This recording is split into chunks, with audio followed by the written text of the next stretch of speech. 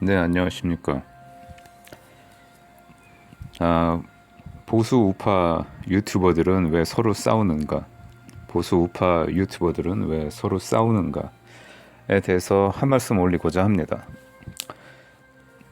그 전에 제가 오늘 좀 기쁜 소식을 들었는데요. 뭐 개인적인 뭐 집안일이지만 이렇게 검색하다 보니까 우연하게 저희 사촌 형이 그 삼성에서 임원으로 승진했다는 기사를 제가 보게 됐습니다. 근데 아니 니네 사촌 형이면 사촌 형한테 직접 들어야지 뭐 그거를 기사로 보냐라고 생각하실 수 있겠는데요. 뭐 좀 그런 게 있죠. 뭐 살다 보면은 가족끼리도 또는 친척끼리도 연락을 잘 안 하게 되는 경우들이 더러 있습니다. 뭐 과거에는 가깝게 지내고 뭐 명절 때마다 뭐 찾아가서 얼굴도 보고 그러다가 살다 보면은 이제 뭐 금전적인 뭐 그런 어떤 사건이나 이유 뭐 이런 거 뭐 보증을 잘못 쓴다든지 뭐 그로 인해 가지고 사이가 멀어져 가지고 남보다 더 못한 뭐 그런 사이가 되기도 하고 그런 일들이 왕왕 있습니다. 저도 뭐 어떻게 하다 보니까 뭐 어머니와 또 뭐 이모님과 뭐 사이가 좀 이렇게 소원해지고 뭐 그러다 보니까 이제 사촌들하고 뭐 이렇게 연락을 잘 주고받지 않게 되는 뭐 그런 게 있는데요. 어쨌거나 뭐 우리 그 속담에는 뭐 사촌이 땅을 사면은 배가 아프다 뭐 이런 말도 있죠. 근데 저는 이제 사촌 형이 뭐 삼성에서 임원이 돼가지고 배 아프다라는 생각보다는요.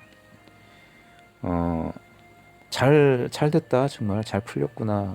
뭐 축하해주고 싶은 그런 마음인데 다만 이제 그 반대급부로 좀 자격지심 같은 게 좀 생기는 그런 건 있더라고요.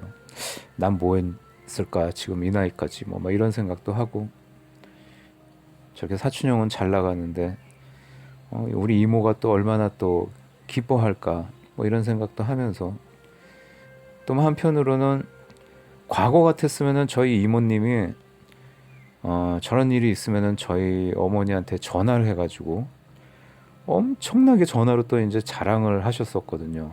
뭐 전화통을 붙들고 그냥 1시간이고 2시간이고 이제 자기 자식 자랑을 막 했을 텐데 과장됐을 때도 그랬어요. 근데 저 어머니가 이제 치매가 오셔가지고 뭐 해롱해롱 하시니까 더 이상 이제 뭐 연락도 안 하고 그럽니다. 근데 제가 이 말씀을 왜 드리냐면요. 사실 저는 이제 저희 사촌 형이 좀 뭔가 사회적으로 잘 풀리겠구나라는 생각을 했던 적이 있습니다. 그게 아마 한 9년 전이었던 것 같은데요.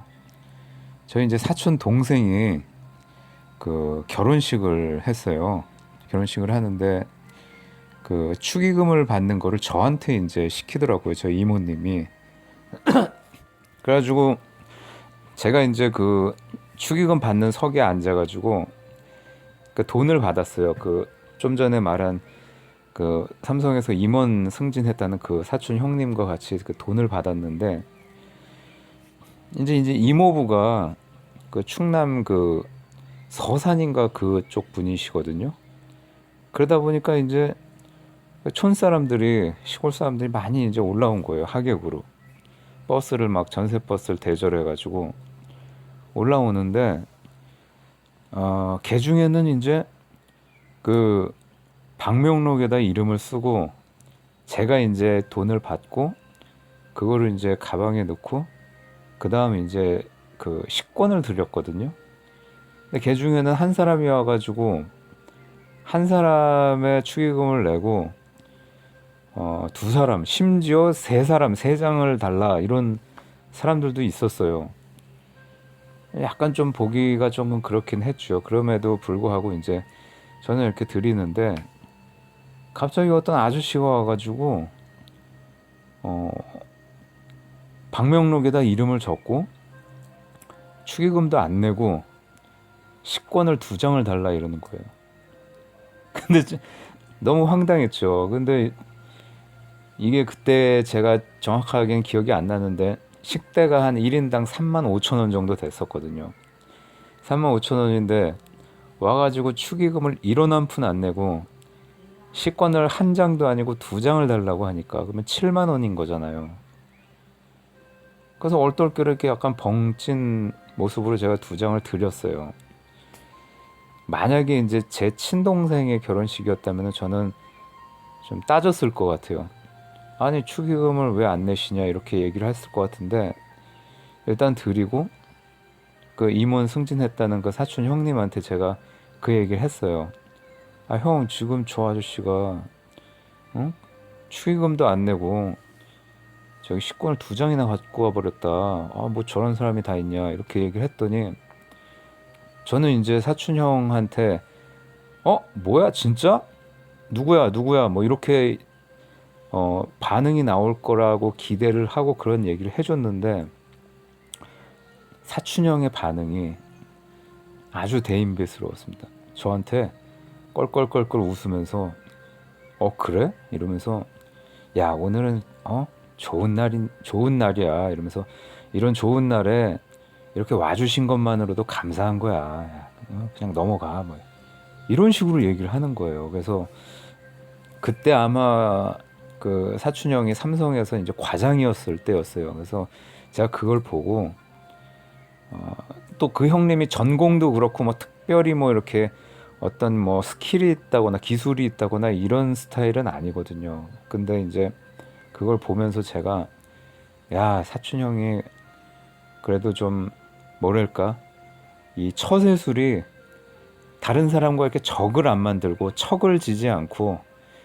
이렇게 좀 융화하면서 그렇게 살아온 게 몸에 배었구나 이 생각을 제가 그때 딱 깨달았어요. 그래서 그걸 보면서 사촌 형님은 앞으로 좀 뭔가 사회생활을 할 때도 잘 풀리겠구나, 그러니까 좀 탄탄대로로 나가겠구나 이런 느낌이 필이 왔었거든요, 제가.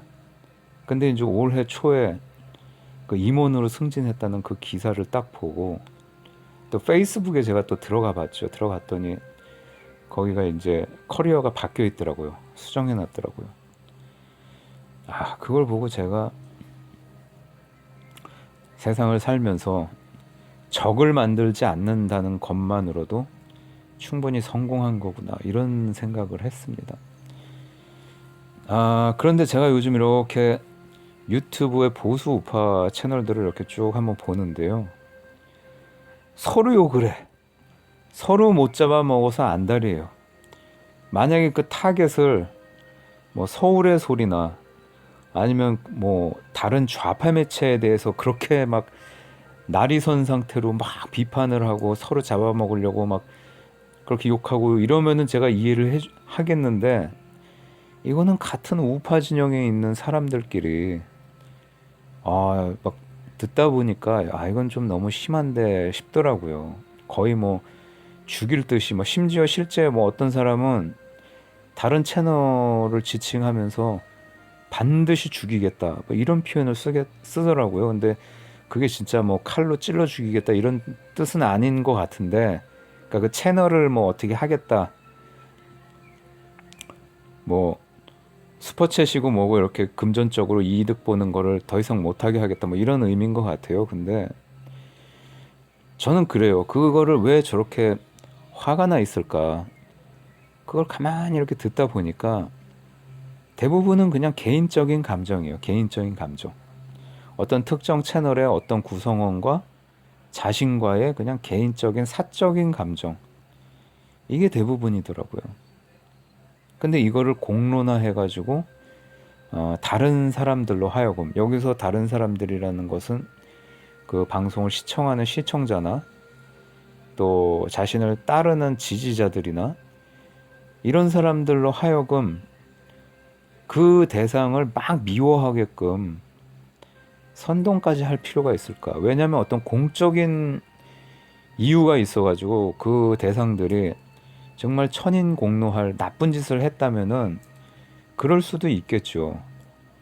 최근에 뭐 예를 들어서 저쪽 좌파 진영에서 노영희라는 변호사가 백선엽 장군을 지칭하면서 우리 민족인 북한군에 대해서 막 총뿌리를 들이밀고 총으로 쏴서 죽인 그런 사람 아닙니까? 라고 말했던 것처럼 그런 거는 정말 우리가 보수 우파 진영에 있는 사람들이 막 들고 일어나야 될 심각한 문제였죠. 천인공노할 그런 잘못을 저지른 거라면은 그렇게 사람들을 막 부추겨가지고 증오심을 막 전달하고 이럴 필요는 있지만 단지 나의 어떤 사적인 감정에서부터 비롯된 거라면은 굳이 그럴 필요가 있을까? 만약에 상대가 법적으로 무슨 잘못을 행했다면은 그것은 내가 그냥 개인적으로 형사 고소를 하던가 뭐 고발을 하던가 그러면 될 것이고 근데 이거를 이렇게 같은 진영에 있는 사람들끼리 서로 이렇게 막 아귀다툼을 할 필요가 있을까라는 생각을 해봅니다. 저는 그렇게 생각을 해요. 뭐 대표적으로 뭐 신의 한수, 또 가로세로 연구소, 그리고 지금은 채널이 없어진 그 안정권, 뭐 김상진 이런 분들이 다 나름의 어떤 위치에서 자신의 역할들을 하고 있었다고 생각을 합니다. 그것을 뭐 나와 다른 방식으로 싸우고 있다라고 해가지고 그걸 뭐 폄하할 필요도 없어요. 예를 들어서 나는 어떤 뭐 커리어나 학벌이 이 정도 되는데 쟤들은 말이야 학교도 제대로 안 나오고 학벌도 별 볼 일 없고 뭐 이렇다고 해서 무시할 필요도 없는 거예요. 그래서도 안 되고 뭐 예를 들어서 한번 제가 말을 해볼게요. 그 가로세로가 아니고 참 그 신의 한수의 신혜식 대표. 제가 그분은 한 17년 전에 한번 이렇게 전화 통화를 한번 해본 적이 있거든요. 그때 그분이 독립신문이라는 인터넷 매체의 대표였던 걸로 제가 기억을 해요. 근데 이분이 막 아스팔트에서 막 시위하고 막 그 김대중 노무현 정권 때 그러다가 제가 이렇게 댓글들을 보니까 막 엄청 비난하는 그런 게 많더라고요. 좌파 진영에서.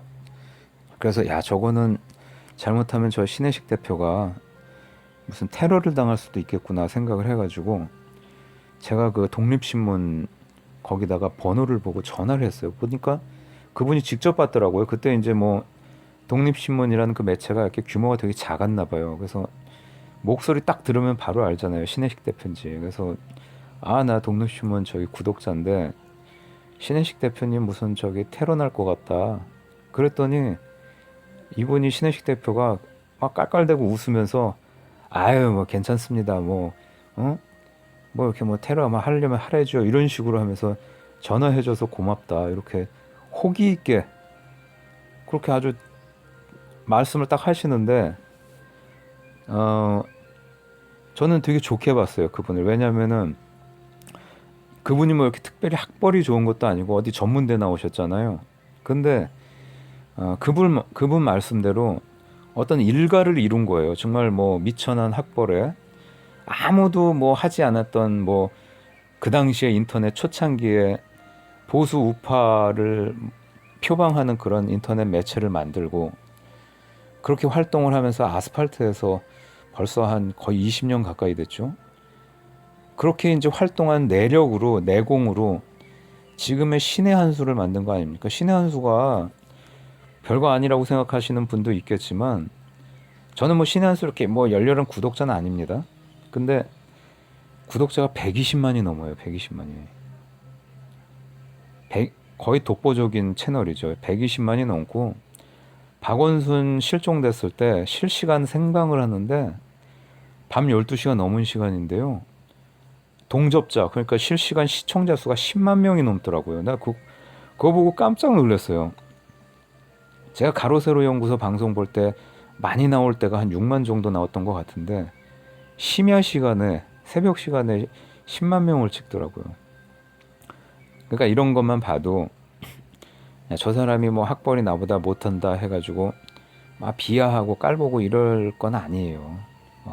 학벌이 전부는 아니잖아요, 솔직히. 그리고 또 뭐 가로 세로 연구소도 대단한 겁니다. 왜냐? 이 보수 진영에서 투쟁을 하는 데 있어서 뭐 여러 가지 방법이 있을 수 있겠죠. 안종건이나 김상진 같이 뭐 이렇게 거리에서 마이크 들고 막 차에 올라가 가지고 그렇게 할 수도 있는 것이고, 또 뭐 사무실에서 그렇게 가로세로 연구소처럼 이렇게 방송을 통해 가지고 할 수도 있는 것이고, 신의 한 수처럼 또 자신들만의 어떤 독보적인 색깔을 유지하면서 또 그렇게 보수 우파 진영의 어떤 대표 주자로서 또 그렇게 방송을 할 수도 있다고 생각을 해요. 지금 뭐 법적으로 어떤 소송전을 하고 또 이런 어떤 광범위한 그 선거 부정 소송이나 뭐 이런 거를 통해 가지고 투쟁할 수 있는 거는 우리나라에서 가로세로 연구소가 아주 유일무이하다고 생각을 합니다. 그것은 이제 강용석 소장의 그 법조인이라는 그 어떤 커리어, 전문성, 이런 걸 빼놓고는 설명을 할 수 없겠죠. 그러니까 이것은 가로세로 연구소만의 아주 또 특색 있는 또 그들만의 또 투쟁 방법이라고 생각을 합니다. 뭐 반대로 강용석이나 김세희 이런 사람이 거리에 나가가지고 막 마이크 들고 차 위에 올라가가지고 막 소리 지르고 막 싸우고 뭐 이렇게 투쟁할 필요는 또 없잖아요. 자신들만의 또 주특기가 있는데, 달란트가 있는데, 또 다른 분들이 뭐 김상진 대표나 뭐 안정권 대표가 제가 무시하는 게 아니고 어떤 법적인 지식을 갖고 또 그런 식으로 강용석 소장처럼 투쟁하는 건 또 어울리지 않다고 생각을 해요. 왜냐면은 자신들만의 색깔이 있는 거니까. 그러니까 자신들만의 방법으로 투쟁하는 거는 옳다. 뭐 굳이 그거를 뭐 폄훼하고 얕잡아보고 뭐 이럴 건 아니다라고 저는 생각을 합니다. 뭐 안종건 대표도 마찬가지예요. 저는 뭐 솔직히 이렇게 아무리 유튜브지만 욕하고 이런 거는 저는 절대 동의를 할 수가 없어요. 왜냐면은 건전한 정신이나 어떤 건전한 사상 이런 거는, 이런 거를 담는 도구는 바로 말과 글로 표현이 된다고 생각을 하거든요. 이거는 성경에도 나오는 말이에요. 그래서 저는 어떤 그 표현의 방법적인 측면에서 욕을 하는 건 절대 옳지 않다. 하지만 다소 강경해 보이더라도 그런 모습을 아스팔트에서 표현하고 이런 것도 뭐 나쁘지 않다고 생각을 합니다. 왜냐면은 우리가 싸우는 대상이란 게 뭐 서울의 소리 이런 사람들 자체가 워낙 좀 과격하고 이런 사람들이기 때문에 그런 사람들을 뭐 얌전하게 샌님같이 그렇게 대해서는 또 되지가 않죠. 우리 그 아는 그 함무라비 법전에 보면은 이에는 이, 눈에는 눈 정신처럼 그들이 하는 방식으로 또 그렇게 대해줄 또 필요가 있어요. 그렇게 그런 걸 잘 하는 사람도 또 필요합니다. 그래서 저는 그 존재에 대해서는 뭐 폄하하거나 뭐 우파 진영이 필요가 없다 뭐 이렇게 생각을 하지는 않습니다. 뭐 신의 한 수도 마찬가지죠. 그래서 참 그렇게 서로 막 으르렁대면서 뭐 저 사람들 돈 모금하는 게 뭐 어떻다 비리다 뭐다 그런 거는 저는 솔직히 뭐 굳이 욕을 할 필요가 없다고 생각을 해요. 왜냐면은 지금 뭐 보수 우파라고 하면서 지금 채널 운영하고 하는 사람들이 다 슈퍼챗 받고 뭐 어떤 투네이션 받고 뭐 받고 ARS 받고 다 돈을 모금하는 건 다 똑같지 않습니까? 근데 뭐 저놈이 더 똥이 더 묻었다, 저놈의 뭐가 더 묻었다 하고 그런 식으로 비판한들 자기 자신은 자유로울 수 있냐 그거죠. 그래서 그런 식으로 뭐 저 새끼가 뭐 돈을 어떻게 받았네 뭐 이런 거 비판하는 거는 사리에 맞지도 않을 뿐더러 그것은 누워서 침 뱉기밖에 안 된다라는 말씀을 드리고 싶고요. 그런 뭐 어떤 상대방을 욕하고 비방하고 그런 에너지가 있다면은 저쪽 좌파 진영에 대한 비판으로 다 쏟아야 되지 않을까. 구독자분들도 마찬가지입니다. 보면은 저쪽 구독자분들이 이쪽 방송 와가지고 막 분탕치고 욕하고, 또 이쪽 구독자분들이 저쪽 방송 가가지고 막 욕하고 막 자주 봐요, 그런 거를. 근데 그 키보드 칠 그 여력으로 저기 딴 채널, 좌파 채널 정말 많지 않습니까? 제가 막 독버섯처럼 막 요즘 막 우후죽순으로 자라난다고 그랬는데, 그런 채널 가가지고 신고 누르시고 욕하고 하십시오. 그래야지, 어떻게 보면은 그래야지만 우리 우파 진영이 더 많이 살아나고 그러는 거 아니겠습니까? 예. 그래서 제가 앞서 말씀드린 저희 그 사촌 형님, 임원승 지냈다는 그분처럼, 결국은 내 눈에 아무리 안 입고 진짜 쓰레기같이 보이고, 정말 저 새끼 진짜 얄밉다라고 보이지만, 그래도 우리가 같은 배를 타고 가는 어떤 같은 진영의 같은 스탠스를 취하고 있는 입장에서라면은 굳이 싸울 필요가 없다. 멀리 보면은 그게 결국은 다 어떤 화평을 이루는 그런 게 결국은 다 나한테 득이 되고 나한테 도움이 되는 것이다 라는 말씀을 드리고 싶습니다. 우파 진영이 좀 더 세력이 커져야지, 결국은 뭐 저 사람이 잘 돼야지 이쪽도 잘 되고 서로 공생하는 거 아니겠습니까? 단순하게 저 새끼 채널이 없어지면은 저 코인이 다 나한테 오겠구나, 이거는 너무 어리석은 발상이라고 생각을 합니다. 예. 들어주셔서 감사합니다. 서로 사랑하시기 바랍니다.